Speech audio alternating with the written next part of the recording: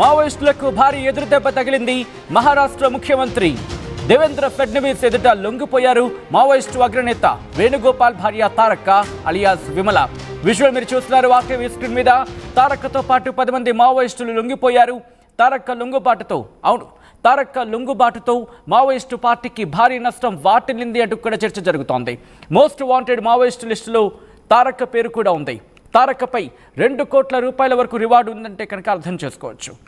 1980లో దళంలో చేరారు తారక్కపై 4 రాష్ట్రాల్లో 170 వరకు కూడా కేసులున్నాయి. ప్రస్తుతం మావోయిస్టు జోనల్ కమిటీ సభ్యురాలుగా ఉన్నారు తారక్క. ఈ నేపథ్యంలో తారక్క లొంగిపోవడంతో ఇప్పుడు ఇంట్రెస్టింగ్గా మారింది. మరీ ముఖ్యంగా మావోయిస్టులకు భారీ ఎదురుదెబ్బ తగిలింది అంటూ కూడా వార్తలు జోరందుకుంటున్నాయి. 2026 మార్చి నాటికల్లా మావోయిస్టు రహిత దేశంగా మార్చాలంటూ కూడా కేంద్రం లక్ష్యంగా పెట్టుకుంది. ఈ నేపథ్యంలో వరుసగా తనదైన స్టైల్లో ముందుకు వెళుతోంది. మరి ముఖ్యంగా మహారాష్ట్ర గడ్చిరోలీకి సంబంధించి మాట్లాడుకున్నప్పుడు అక్కడ కూమింగ్ ఆపరేషన్స్ కావచ్చు, లేకపోతే అక్కడ అవుట్ పోస్టులను ఏర్పాటు చేయడం కావచ్చు, ఇలా ముందుకు వెళుతోంది. ఈ నేపథ్యంలో తెలంగాణ వరకు కూడా ఛత్తీస్గఢ్ అలాగే ఈ ప్రాంతాలకు సంబంధించి కూడా తీవ్రమైన అడుగులు ముందుకు వేస్తుంది.